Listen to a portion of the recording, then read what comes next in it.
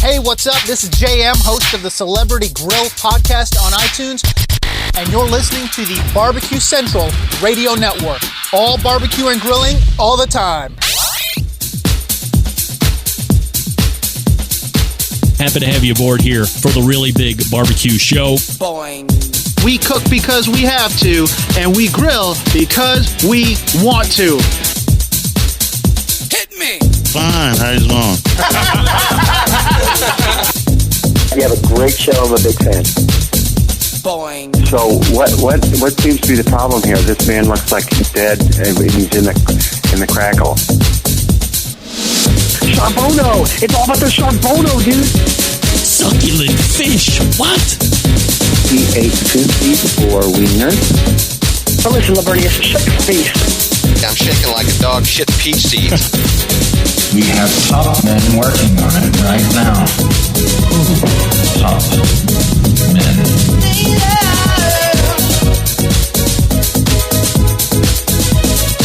Hey, just like that, we are into the second hour, Barbecue Central show. Well, that's not right. That's right.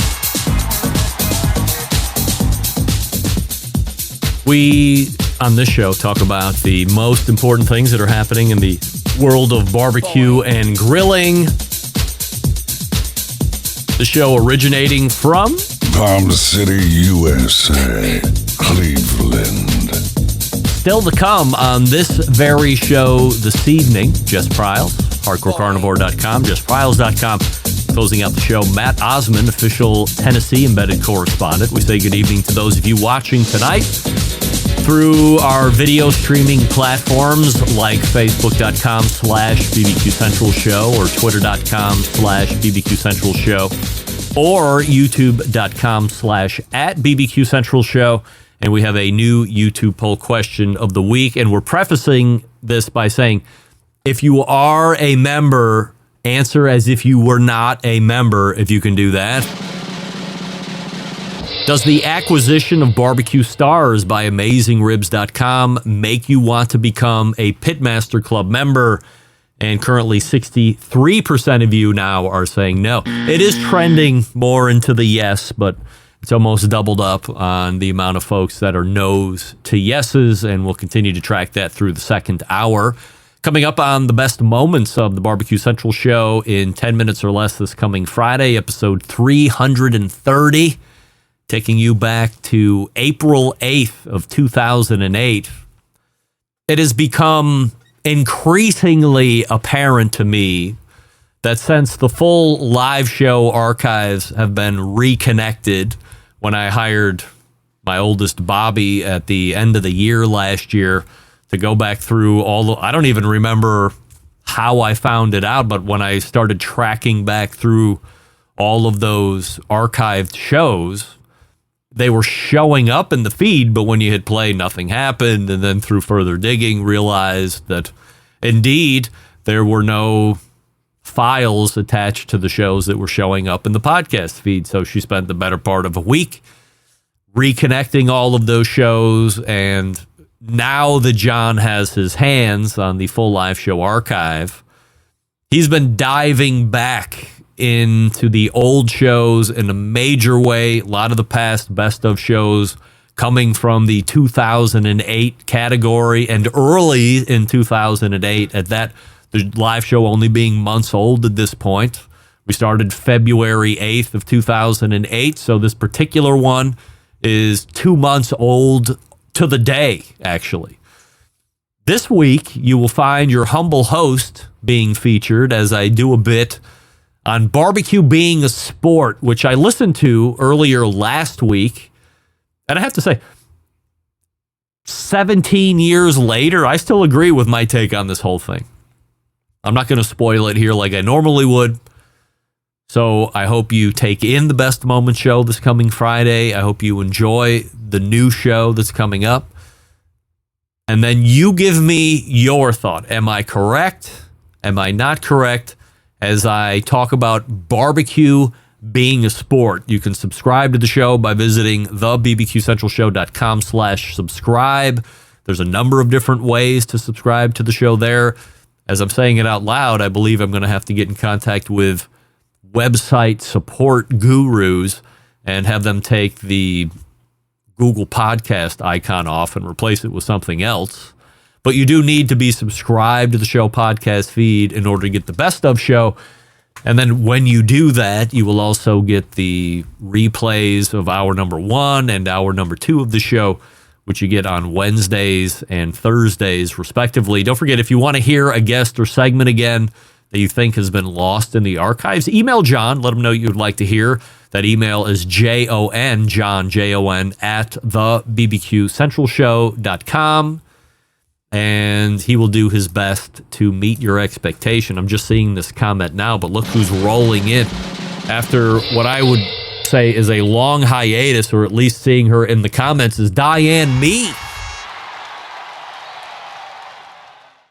A competition barbecuer, somebody who has won grand championships, somebody who has been interviewed on the show after winning said grand championships.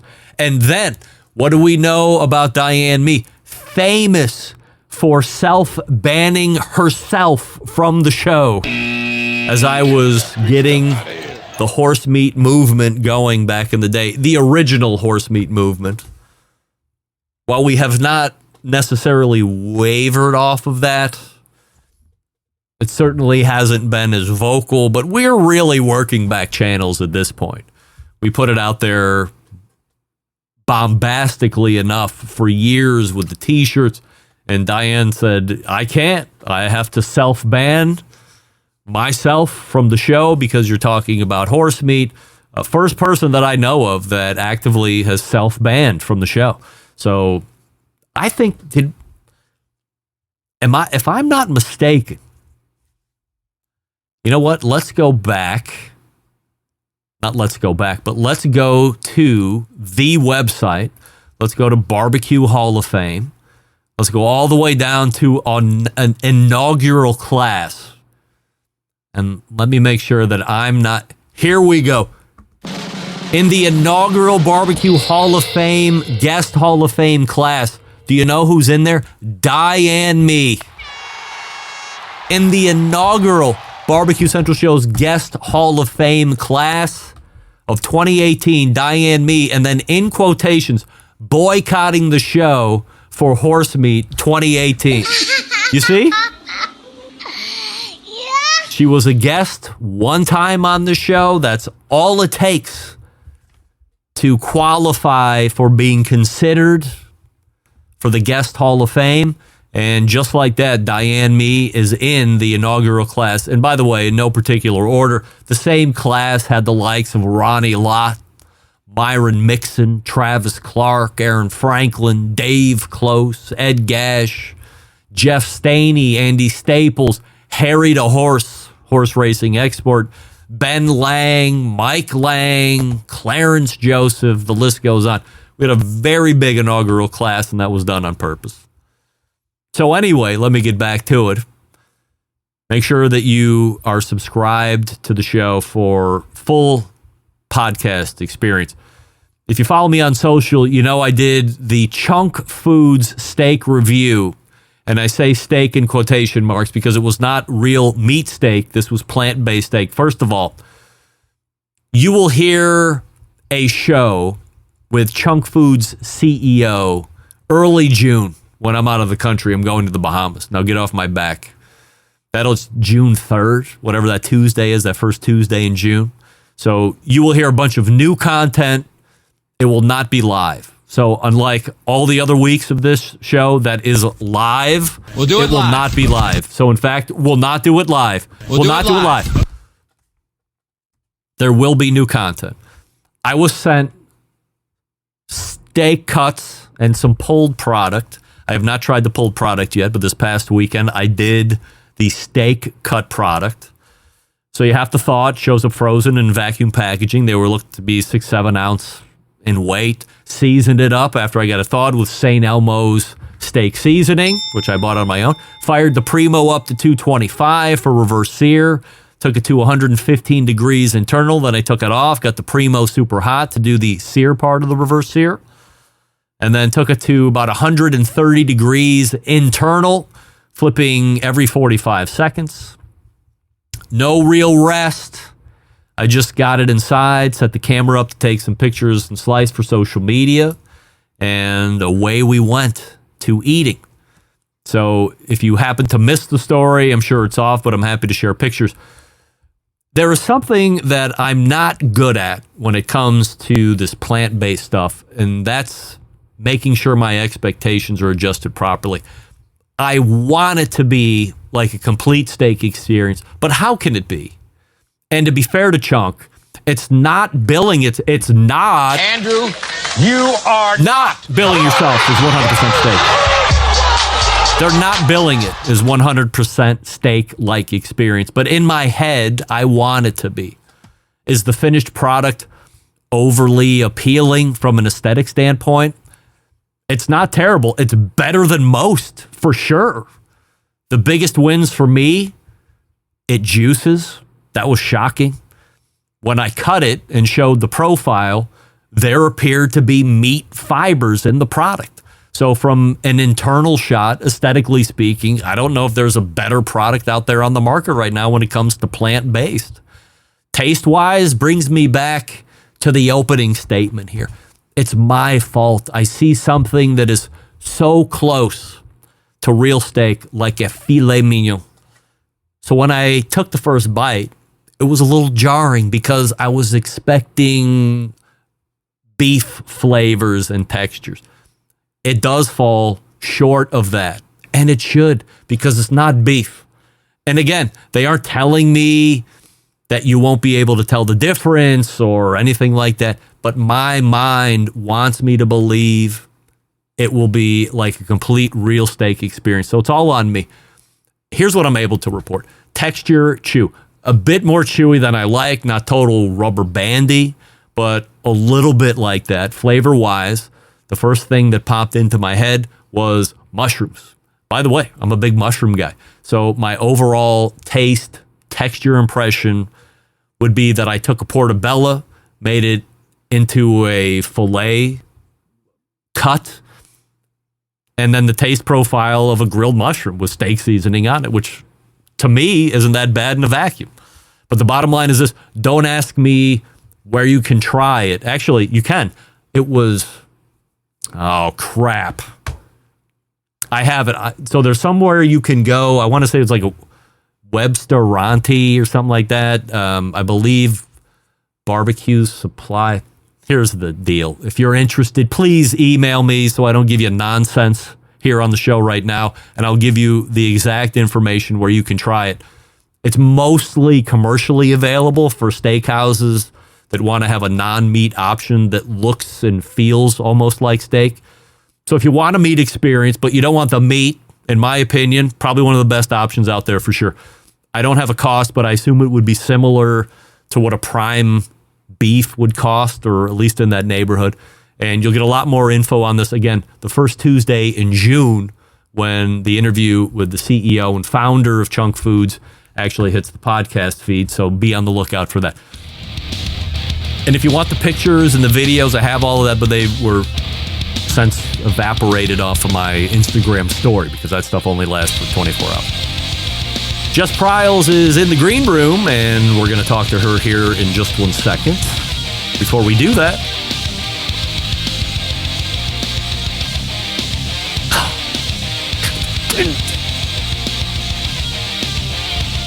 Franklin barbecue pits. So first and foremost, aside from talking about these great offset cookers, we are currently lining up Aaron Franklin for yet another interview here on this show because we get top talent. Made of 1/4-inch thick American-made steel. It's strong. Anything that sees heat engineered to be incredibly solid. Should last at least a century or more. That's 100 years if you can count, if it's cared for properly. And if it's not cared for properly, I'm going to go out on a limb and say it might last 100 years. You might need a little Earl or something to loosen the hinges, but I think it's going to work. Professional grade heat retention. That's right. It's a critical component to making great barbecue. Every Franklin pit is unique unto itself. That includes their own natural markings and its own badge number. Franklin pits can be found at fine barbecue specialty stores in select regions of the country. If you, the listener, are an owner of a store and you wish to become a certified Franklin dealer, visit franklinbbqpits.com and fill out the dealer form. We're almost into the official grilling season, which is every day, but we're almost there. So if you have one of these supply stores, you don't have any offset pits, and you want to carry one of the premier brands by one of the premier pit makers, go to franklinbbqpits.com, fill out the dealer form, then have a conversation with Matt Gase, and away you go. If you, the listener, want to own a Franklin barbecue pit, and you're not in that part of the country that has a certified dealer nearby, you can also visit franklinbbqpits.com, and you can purchase a pit right on the website. It ships right to the bottom of your driveway, and then you just pick a place to let it live, and away you go. Super easy to use. I'm getting information from real-time customers who have a number of cooks underneath their belt, and they're all singing the praises. Not as hard as I thought it was going to be. This thing really does what it said it was going to do. Yeah, I mean, for the price it should. And lucky to see, or happy to see, that it's performing well.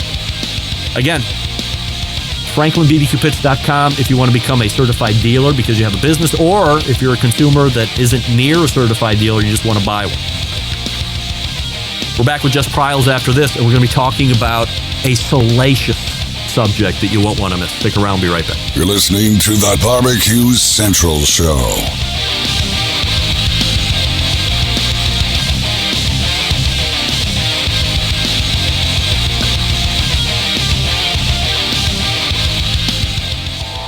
Howard Stern, Jim Rome, Dan Patrick, and Greg Rempe. The Mountain Rushmore of talk show entertainment. Now, let's get back to the Barbecue Central Show. Hey, this portion is brought to you by Pit Barrel Cooker, the most unbelievable outdoor cooking device on the planet when it comes to barrels, available in 3 different sizes, a host of accessories. Professional, beginner, doesn't matter. You go to pitbarrelcooker.com and tell them the Barbecue Central Show sent you and get cooking on the upright barrel.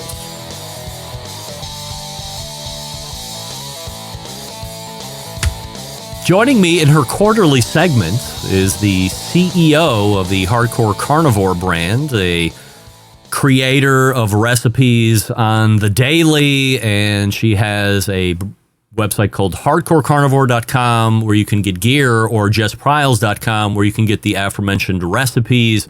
She is a Barbecue Central Show's guest Hall of Famer and a winner more than loser in music game shows as of late. It's Jess Pryles here on the show.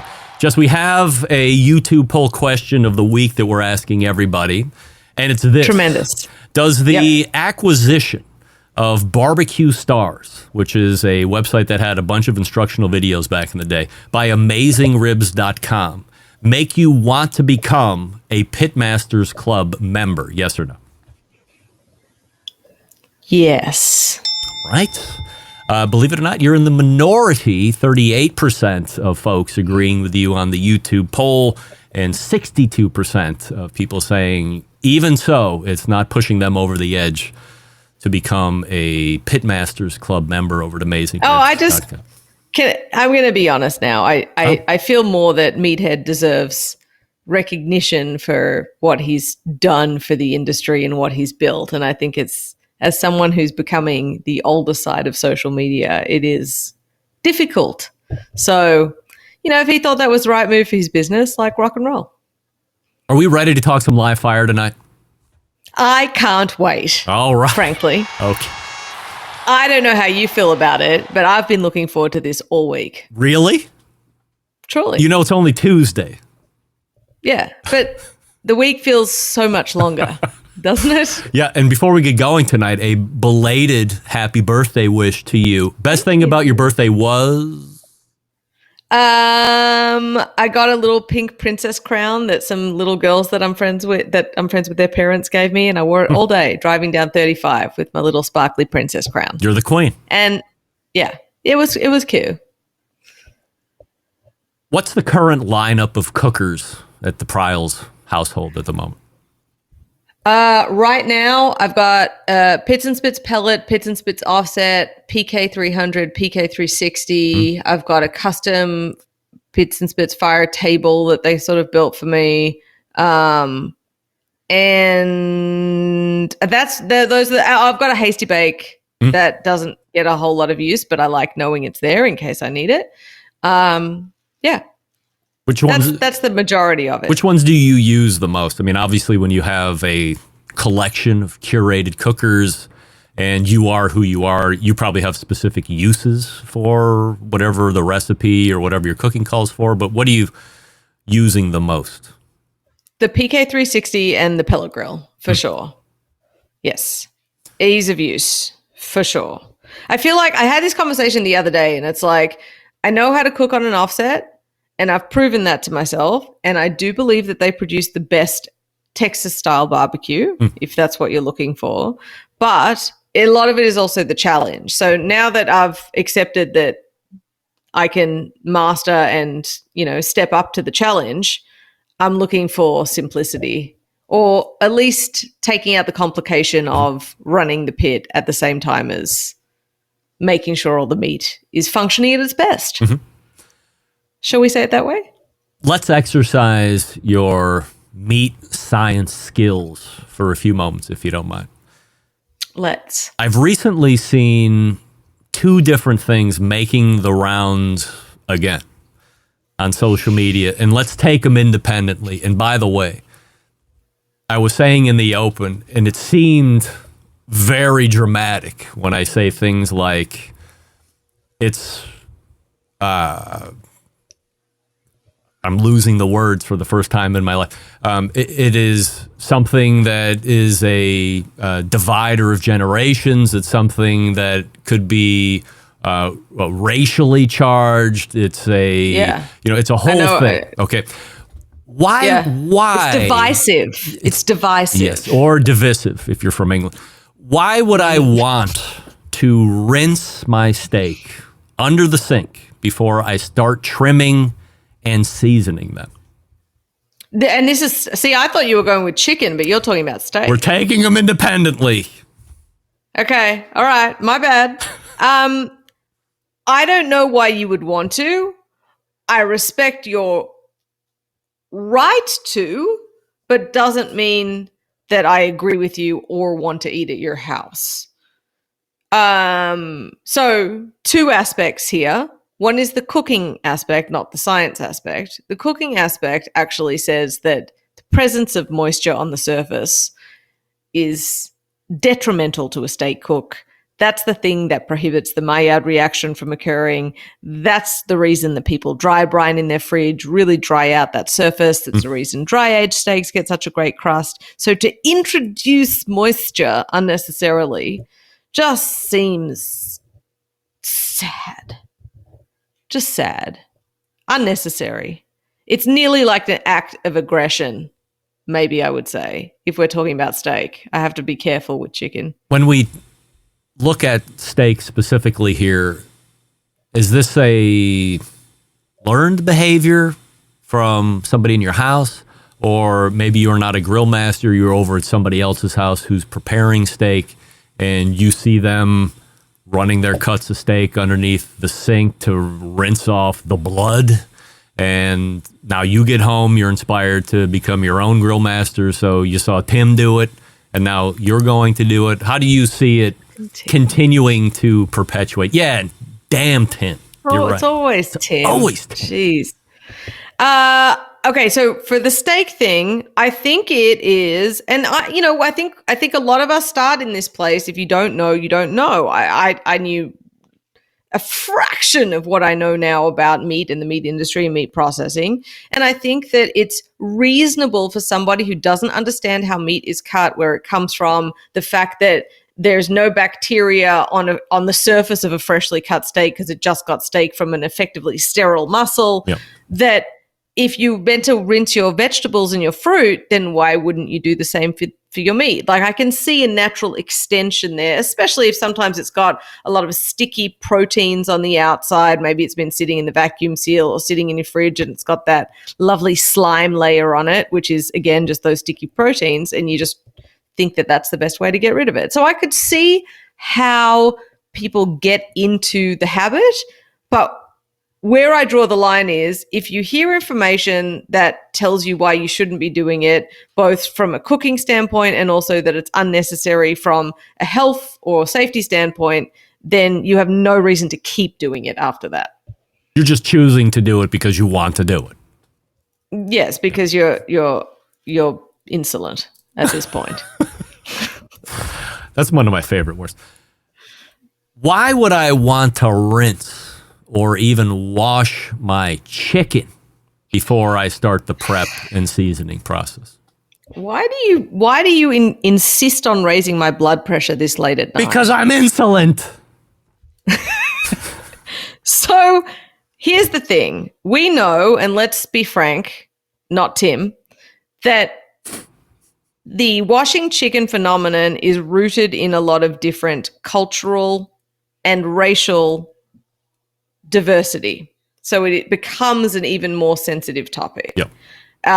It started way back when certain racial, cultural, and socioeconomic groups had access to poorer quality meats that may have also been on the verge of spoiling, and therefore they had to take more evasive action with their foods to help the flavor more so than the cleanliness. Like if you've got meat that's on the cusp of turning and you apply something like a vinegar or a lemon that might sort of mask those off rancid, oxidative rancidity flavors, then, you know, you're trying to find the best way to make something bad taste good. Over the years, that has developed, and especially remembering that a lot of the washing of the chicken thing starts in countries like Jamaica, and they have a very different food system to what we do.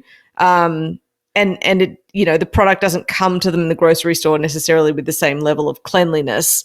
And so an extra step is taken in the home of a lot of Jamaican homes. Let me tell you this. Now that I've done the PC thing, here's the thing. A lot of people choose to wash their chicken, and when they wash it, they usually wash it with lemon and vinegar. There are studies that have been done. The reason that you don't need to do that, of course, is that heat is the thing that is sterilizing the chicken. The USDA recommends that you not wash the chicken. You're actually more likely to spread salmonella around your kitchen through micro droplets of water hitting the chicken when you should just pat it with a paper towel. There are actual studies done that show that the addition of vinegar and lemon do not lessen the amount of salmonella in the chicken or in the water that it has been washed in. So it is a completely redundant step. Now, if someone wants to keep doing that step after that point, go for it. I'm not paying for the vinegar, I'm not paying for the lemon, and I'm not paying for your time. Where I draw the line is telling other people that they are dirty for not washing their chicken, which happens, as you know, all the time. It's amazing to, so I feel like when people post this, and it's always a right or wrong answer. It's never a post of, do you wash your chicken? Let's discuss civilly, and we'll all respect each other's opinions. Who's ever asking is on one side of the fence or the other. And then you can see the echo chamber below. And if you go against whatever the guy's real opinion or gal's real opinion is, you get blasted like crazy. And my only interest in asking about this is, especially with the chicken, like the steak, whatever. Again, I'm with you. I want dry everything. So even if I was going to rinse it under the sink, I would immediately hammer it with paper towels and probably put it into the refrigerator for a while to make sure that it's super dry. But the chicken, there just seems to be an incredible amount of elaborate processes that you were just talking about, lemons, limes, salt rubs, and sometimes a little bleach in the water to take care of it. And what you're saying is, even after doing all of that, the studies show that what you're doing isn't actually achieving what you're hoping it's doing. And in fact, it's doing nothing other than costing you money and time. Yep. There's an actual published paper on this. You know, sometimes, Greg, I feel like if opinions weren't free, there would be a lot more common sense. You know what I'm saying? Yeah. I have a video to show you. Ooh. Oh, visual clue. Yes. And I got to find where my display is. Terribly excited about this. I don't. So you don't need to hear. I think you probably have seen this before. Let me make sure that as I cue this up. Okay, good. Here we have this lady, Dr. Pimple Popper. She's one of my favorite TV shows because she's always popping shit on people, and it's lipomas and all this cysts. Get the sack out. You gotta love a fatty lipoma. No doubt. I hear ya. Here we have a doctor, a dermatologist, who is commenting on a pork butt. And if you haven't seen this, it's fairly shocking. I'm not going to say avert your eyes for the young or anything like that, but I want to get your opinion on what's happening as it's happening and why I should or should not be concerned about it. And here we go. Mm-hmm.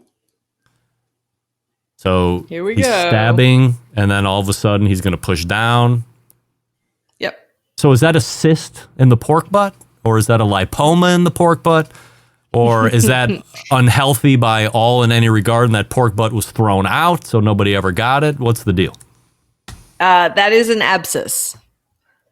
That is an abscess that occurs in animals. It occurs in us too if we have internal injuries, and it can lead to abscesses. You hear them often in terms of getting an abscess in your mouth that needs to be drained.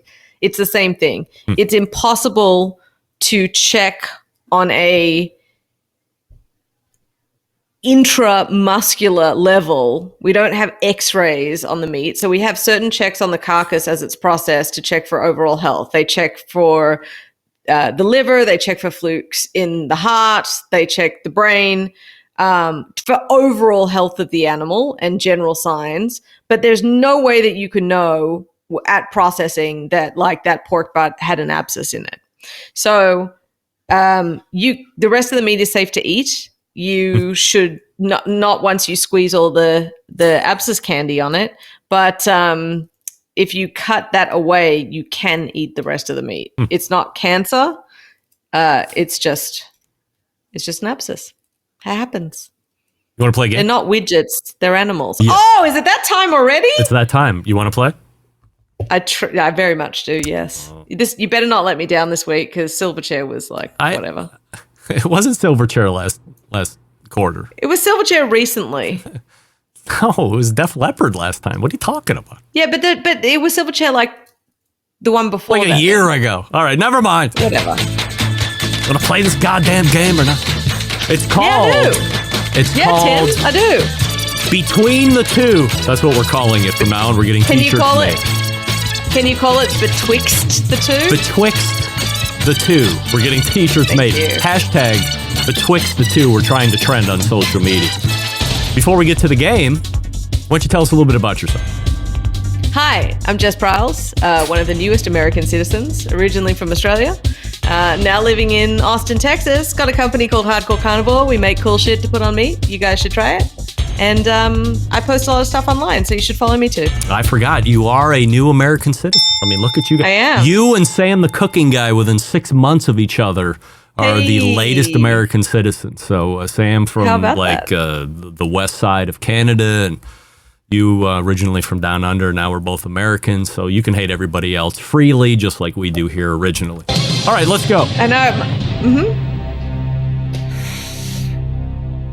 Between the two, which is the better Def Leppard song? That's right, we're doubling up. How about that? What? Yes, we're doubling up. From the 1983 mega smash hit album Pyromania, Rock of Ages, or from the same 1983 mega smash hit album Pyromania, Comin' Under Fire. Which is the better song betwixt the two? You've really thrown me for a loop here. I really didn't think you were going to repeat bands. Back to back. Never been done before. I'm feeling uncomfortable, but I'm going to have to say Rock of Ages. Final answer? Go ahead and lock it in. All right. Are you going to change there? I asked Jess Pryles betwixt the two, which is the better Def Leppard song, Rock of Ages or Comin' Under Fire. And for the second quarter in a row, it's wrong. It's coming under fire. Oh, we were so close.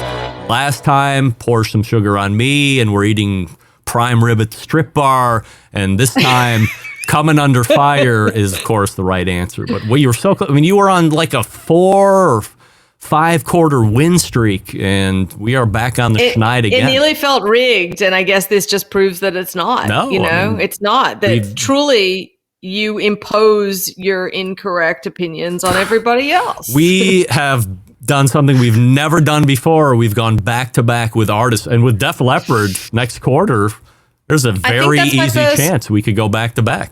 I think that's my first back-to-back fail. Also, no, many months of, or many times of failing before you hit the win streak of, I think 3 or 4 quarters. So like almost a year you were winning, I think. We should get Barstool involved, and people can bet on this, It's probably not a bad idea. I mean, everybody's betting on everything quasi-sports related. Anything coming up here over the next couple of weeks you want to promote before we let you go? Thank you for offering. I'm going to be in Abilene at Buffalo Gap Food and Wine. I'm going to be at You Grill Girl in Austin at Franklin Barbecue next week. I'm going to be in Australia for 2 different events in May, and I'll see people at Memphis in May as well. All right. Well, you can find her at JessPryles.com for recipes, and you can find all your accoutrements and rubs over at HardcoreCarnivore.com, our quarterly guest, Jess Pryles. Jess, always appreciate the time. Thanks so much. Thank you so much. You got it. Jess Pryles right there.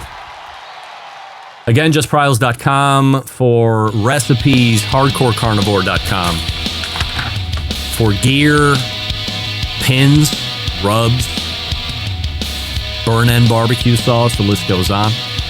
Matt Osman is ready to rock to give us the latest and greatest on what's happening in Memphis next month, gossip, rumors, things he's made up, and the truth. Listen up, gang. Our friends at Big Papa Smokers have something especially for you.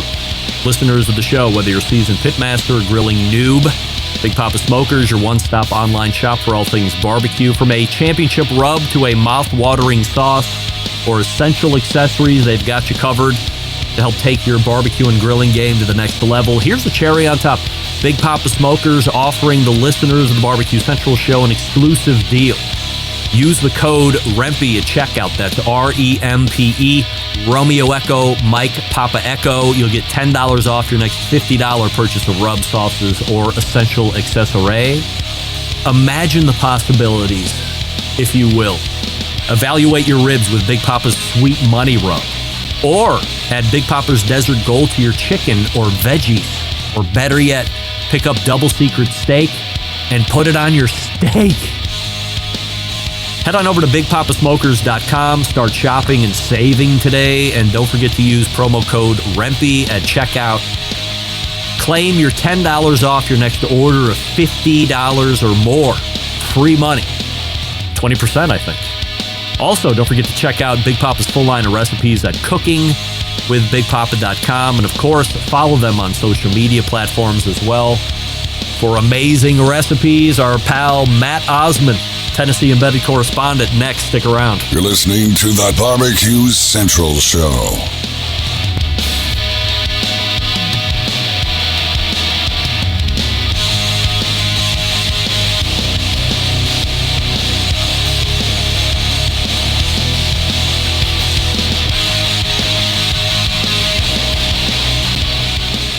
Whole packers, full racks, legs and thighs, injecting butts. If you've never heard this before, you might think you found the best XXX show ever. Let's get back to the most homoerotic host out there today, Craig Rempe. We thank Jess Pryles for joining us last segment, HardcoreCarnivore.com, JessPryles.com, and bringing you this segment is our pals JRE Tobacco, makers of Aladino cigars. That's right. Aladino Classic, Aladino Corojo Reserve, Aladino Sumatra. They've just come out with the new Cameroon Reserve, all Cameroon binder filler wrapper. If you want some samples, hit up your boy. I got some ready to send out. I got Cameroon, not the Cameroon Reserve, but I got Cameroon to send out, amongst others. JREtobacco.com to find a retailer near you. And we thank JRE for sponsoring the show. Helping me close it out here this evening, the newly minted Tennessee Embedded Correspondent, the owner of Blinky's Offset Barbecue, and he's on to give us the latest for both Smoke Slam and Memphis in May events that are taking place next month. We are welcoming back our pal, Matt Osman, to the show. Matt, before we get going, we have a YouTube poll question of the week, and then I have a surprise game that I'm going to be playing with you as well. YouTube poll question of the week-wise, does the acquisition of Barbecue Stars by AmazingRibs.com make you want to become part of their Pitmasters Club, yes or no? No. 61% agree with you. No is not making them jump over the fence to become a member. 39% are saying yes. If I may. Okay, go ahead. Hey, look at you. Came prepared. I came prepared. Hardcore carnivore blank. You a fan of that? Oh, absolutely. Yeah? On tri-tip, on steaks. I put it on chicken. I made a post with Pryles and Riles as in Heath with a combination. Oh, very nice. So Hiles and Pryles rub. There could be future business collabs. Everybody's into collabs these days. All right, we're going to play a game. It's called Betwixt the Two. We just played it with Jess Pryles. We're going to play it with you. But before we do... Oh, shit. Hold on. Uh-oh. I've just found a folly in my way. I need to change it real quick. There we go. Hopefully nobody's seeing this. I can see a little bit of it. K-Y-S-O. I spell that right? All right. There we go. Yep. Maybe nobody saw me. I'm trying to get away with something in June for credit. Tell us a little bit about yourself, Matt. So, my name is Matt Osman, originally from Miami, Florida. Moved to Nashville, Tennessee in 2010, which was a little bit iconic because that was the year of the big flood that happened here. I am married with 2 kids. I married a Texan who Jess Pryles is going to Abilene, Texas, where my wife originates from. Have a barbecue food truck in the west side of Nashville called Bellevue, Tennessee, western side of Davison County. And Matt, wrap it up. I get to cook barbecue 5 days a week. All right. Betwixt the Two, Matt. From the 1983 mega smash hit album, Pyromania. The song Rock of Ages or the 1983 mega smash hit Pyromania album, Coming Under Fire. Which one is better?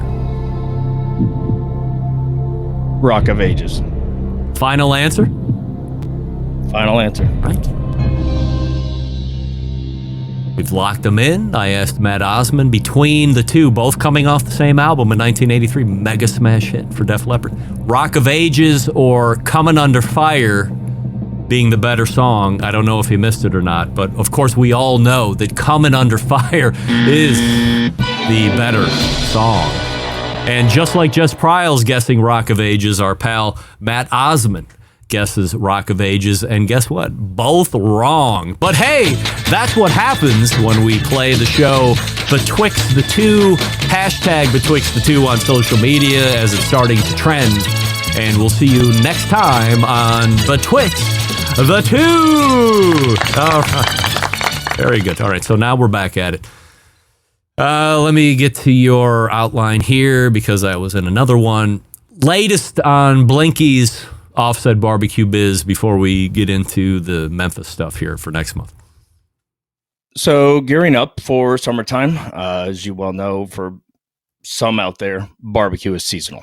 I guess predominantly, would that be Memorial Day to Labor Day is the barbecue season. Yep.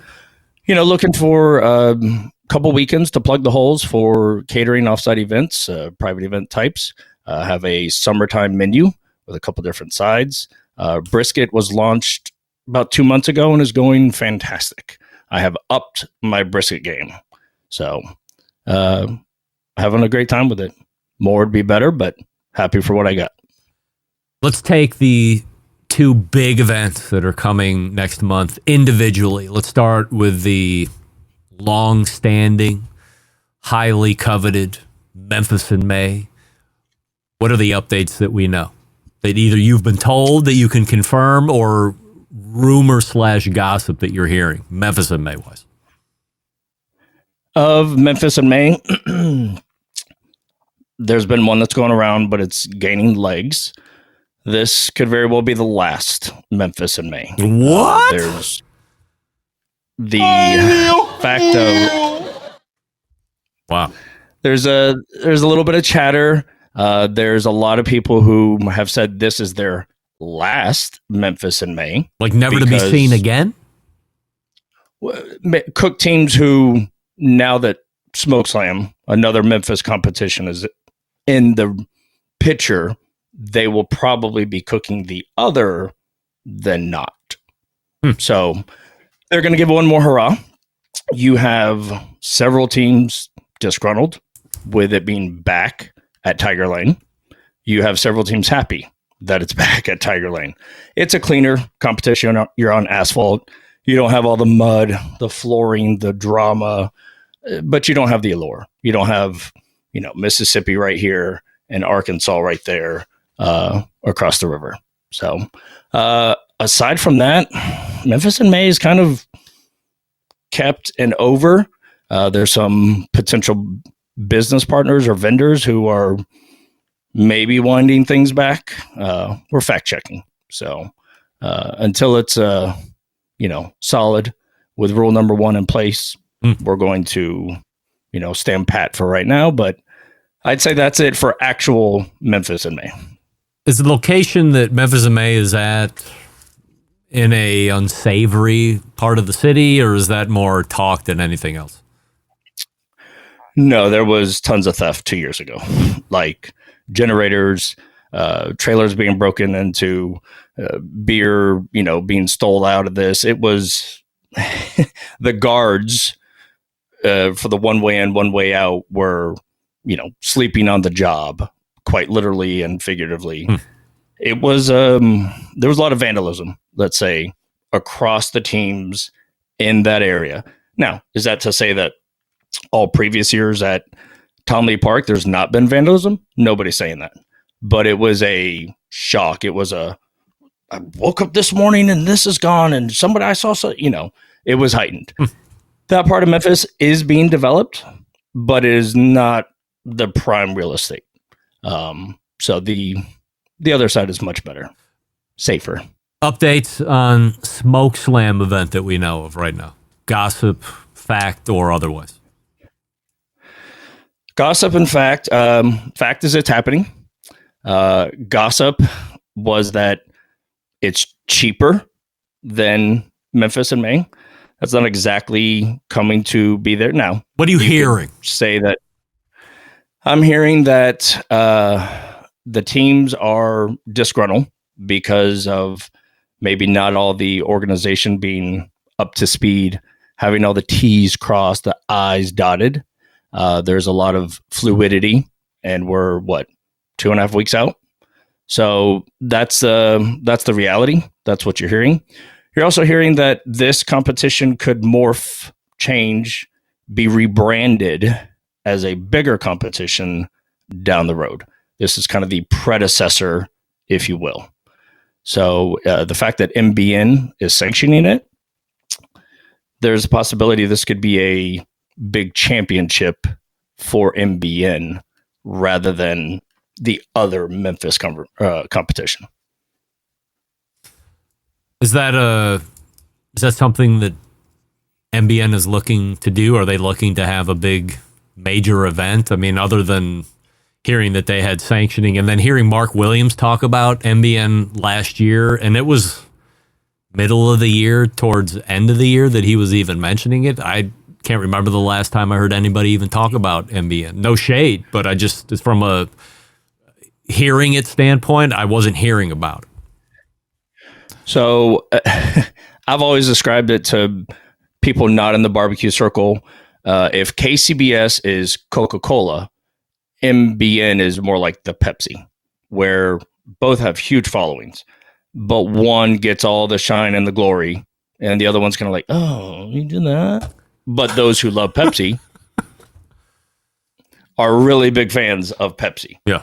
I think NBN could absolutely grow. They've changed rules. Heath is on record saying it. Malcolm is on record. They have wound back the necessary amount of meat, the way to cook, adjusted some timelines.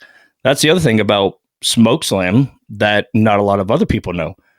SmokeSlam is going back to an original MBN timeline where you have the on-sites and the finals. Well, current MBN does not have that. All the teams out there hunting points, Old Burger Bear is not doing a on-site presentation to multiple judges. They turn in a blind box. It goes to be judged. Finals are announced. Those teams are judged by finals judged, not by on-site judges. Well, the finals is on-site. I'm saying preliminary. Excuse me. So that's a specialty. They're going back to how it used to be, which makes sense. Is that better? That's better? Adds a pizzazz.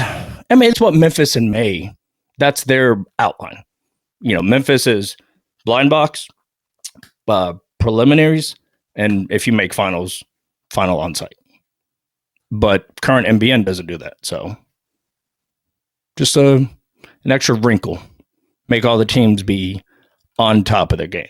Do you think SmokeSlam's going to come off ultimately in a less glamorous light than it might be initially billing itself? No. It's $50,000. How much more glamour do you want than double what the other guys are paying? You don't get the world championship with it. That has value. Reciprocity between organizers, Memphis of SmokeSlam towards KCBS with the Jack, possibly reaching out to folks at the American Royal. I was on the KCBS, not to wander, but town hall the other day, and I had posed that question to Rod Gray, who was one of the moderators. Of course, the board was on there, was available to any KCBS member. And I said, hey, is KCBS looking to partner with SmokeSlam to bring them into the fold? Now, it's different because the Jack is done and put on by Jack Daniels, American Royal by the American Royal. But the common denominator is KCBS. Yeah. So I think it could happen. I hope it happens. It'd be great if there was, somebody else in the room. What do you know about real costs for the event, that being SmokeSlam, versus what was told to me on the show a few months back, somewhere in the neighborhood of $2,500 or $4,500 for a certain size spot? Are they in line or are they ballooning? No, that part is accurate. Okay. Like the team entry fee, that's correct. Across the board, man, it's just as expensive as Memphis in May. Yeah. It is the same company that is both providing the tents, the flooring, the rentals. It's the exact same company, yet to be seen. As some people remember when this came about, we were worried about judges. We wanted to know if the judging pool was going to be vast enough for, I think Memphis May has 160 something teams. SmokeSlam has 59. Are there enough judges to go around? Well, it's now the same company providing tents, flooring, barricades, etc. Does that company have enough? I mean, they have before because Memphis and May used to be like 300 teams at its way more peak. Yeah. So they should, but they're going to have to split resources all the way across 2 different locations in Memphis. I want to trust, I want to believe that they can pull this off. We're going to see on load-in. We're going to see on setup. And by Wednesday, I think we're going to know.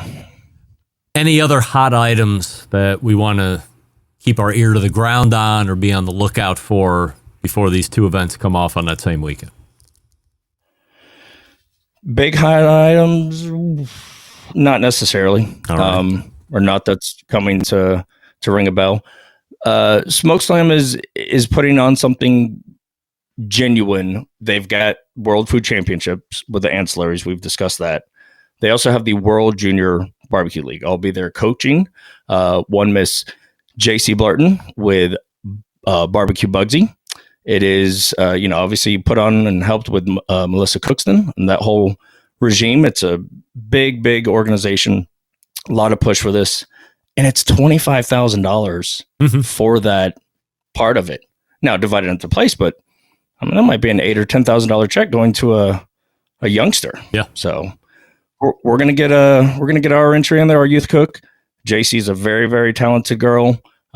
She knows how to do it. She can outcook her daddy. Let's just say it like that. But it's exciting. It's May. It's barbecue. We're all here. We're ready. We're going to see if they hold up their end of the bargain. Matt Osman is here, the Tennessee Embedded Correspondent, and he's going to back it up next week. He's going to sit in for the Embedded Correspondents. We'll go through the surety picks. We have some other topics that we'll get into as well. In the meantime, you can follow him over at Blinky's Offset BBQ _ and see what he's up to there. And you can also find him here on this show as well. And again, as I just mentioned, he'll be in next week, sitting in with the other embedded correspondents. Matt, appreciate the info, and we'll see you next week. Appreciate it, Greg. Thank you. Again, follow him, Blinky's Offset BBQ, and don't forget to add the _ at the end. See everything that Matt's up to. Very active, always digging for the latest story, trying to get the updates, so I certainly appreciate that, and I'll be interested to see what he's lending to the embedded correspondence next week, next month, next week, maybe next month too.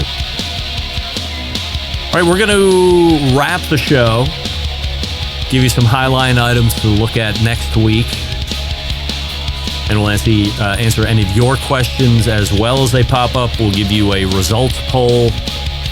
So stick around. We'll be right back.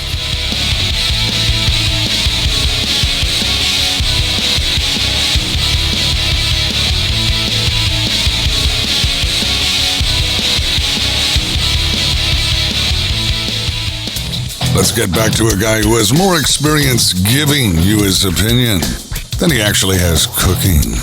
Once again, here's your host, Greg Rempe.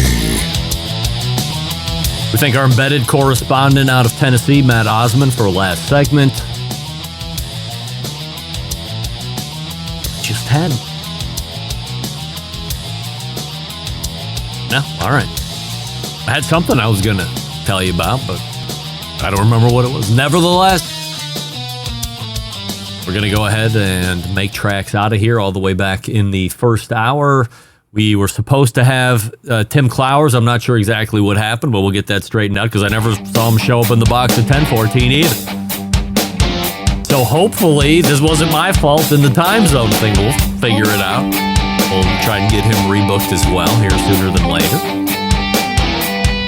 After what was supposed to be the Tim segment, we had Wes Wright, cookoutnews.com. Make sure you're checking out his website for all the latest and greatest industry news, mergers, acquisitions, and release of products. Plus, he does reviews over there as well. Second hour, just Pryles. We talked about the cultural, racial, familial divides of washing meat. We took steak on its own, then we took chicken on its own. We talked about why you wouldn't want to do that, or what the science is telling you and the health department is telling you. We might have said insolent. She's also riding a 2/4 schneid on betwixt the two, but she'll look to get over that hump in July. And then we close it out with Matt Osman, Tennessee Embedded Correspondent, getting us ready for the month of May that we'll find Memphis in May and Smokeslam coming off the very same weekend. What was the gossip? What are the facts and all that stuff? Big show planned for you next week. Embedded Correspondents are in amongst others. So how do we always leave you? September 11th, 2001. I will never forget. Until next Tuesday at 9 p.m. Eastern, program host and proud U.S. American Greg Rempe. Good night now.